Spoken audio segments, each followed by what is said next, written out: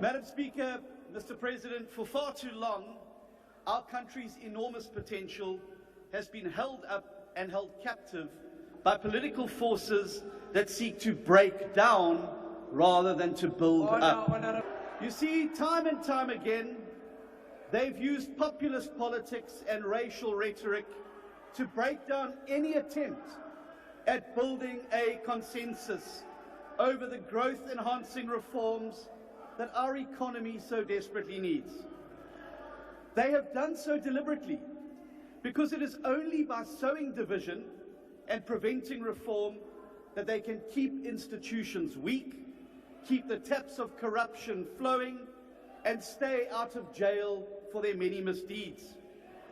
For far too long, we've allowed those who seek to break our country down for their own personal benefit and gain to hold back the builders who yearn for a South Africa with a growing economy that creates millions of new jobs. But the 2024 election, where the people of South Africa chose a new path by not giving any party a majority and forcing us to create a multi-party government, offers us the most important opportunity and the most powerful opportunity in recent history to overcome the suffocating grip that the breakers have held on our economy and society. The Government of National Unity is South Africa's chance to free itself from populism, division, and economic decline. This is our opportunity now to build South Africa into the prosperous country that we know it can be together. And that is exactly what the Democratic Alliance is going to do in government. We are in this government of national unity because we have said loud and clear that we want to build South Africa. We don't want to break South Africa. Last night, the President said, and I quote, "The Government of National Unity will pursue every action that contributes to sustainable, rapid economic growth and remove every obstacle that stands in the way of growth," unquote. In all of the portfolios where the DA is represented, both in the executive and in Parliament, we're already moving with speed to do exactly that. We have proudly answered the call, Mr. President, to serve South Africa first. And, Mr. President, the DA's Weaver birds are already eagerly at work. In agriculture, we are building a South Africa by partnering with the private sector to enhance biosecurity, extension services, international trade, and to turn the agricultural sector into an engine room of economic growth and job creation. In public works and infrastructure, we're exposing corruption and building the foundations to turn South Africa into a giant construction site that grows our economy. At Home Affairs, we are tackling the visa backlog that you referred to, Mr. President, and reforming the system to bring in the valuable skills we desperately need to build our country. In forestry, fisheries, and environment, we are unlocking funding to get the Just Economic Energy Transition Partnership to build the industries of the future. In basic education, we are restoring the dignity of our children by reducing pit toilets and building the skills of tomorrow. And in communications and digital technologies, we're building a new digital ecosystem to drive the modernization and digital transformation of our society. But it doesn't end there.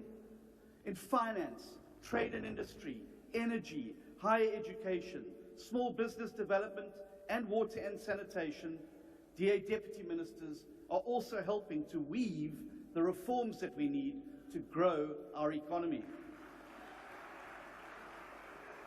In Parliament, the DA Weaver birds are just as busy helping to build the home that we all want.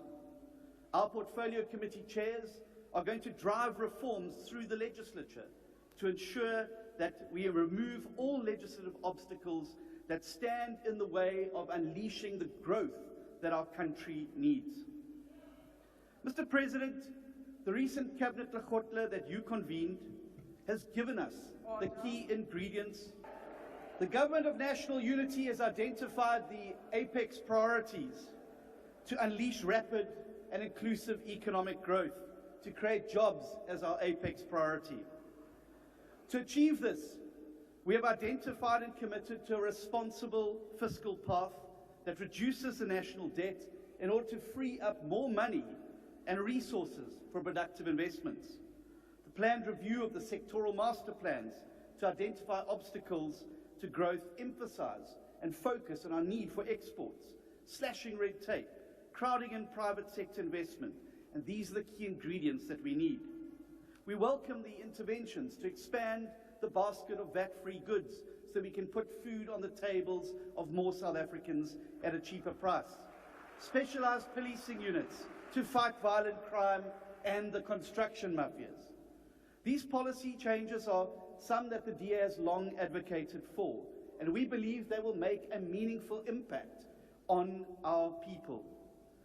Now, while the Government of National Unity has met the requirement for sufficient consensus outlined in the Statement of Intent, some key matters of economic policy and other issues around how we deal with problems going forward, it is important to acknowledge that there are still some areas of divergence that require attention.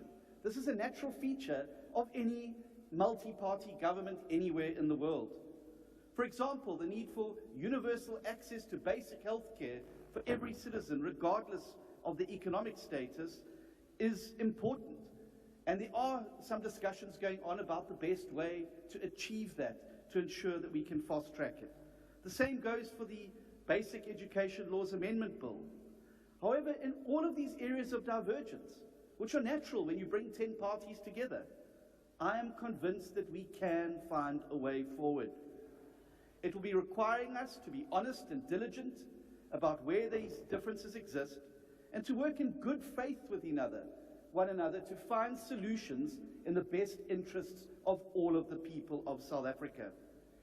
Honourable Speaker, if this Government of National Unity succeeds in delivering on its apex priority of growing the economy and creating jobs, then the builders will defeat the breakers once and for all. And this is because if we rapidly expand growth and job creation, we will diffuse the populist tinderbox that the breakers continuously exploit for their own gain. Let me tell you right now that the single greatest fear of the breakers in this House is that the Government of National Unity succeeds in growing the economy and making South Africa a better place. The greatest fear of the breakers is not that South Africa fails. It'll suit them just fine. If the country goes up in smoke, it'll fuel the politics of division and hatred upon which they thrive. No, the breakers' greatest fear is that South Africa succeeds and our people prosper. Because if that happens, it will destroy the foundation upon which the breakers have built their ugly politics of resentment and populism. But the choice between building and breaking is not ours alone. The creation of the Government of National Unity means that every South African now stands before an important choice. Who wants to be a builder rather than a breaker?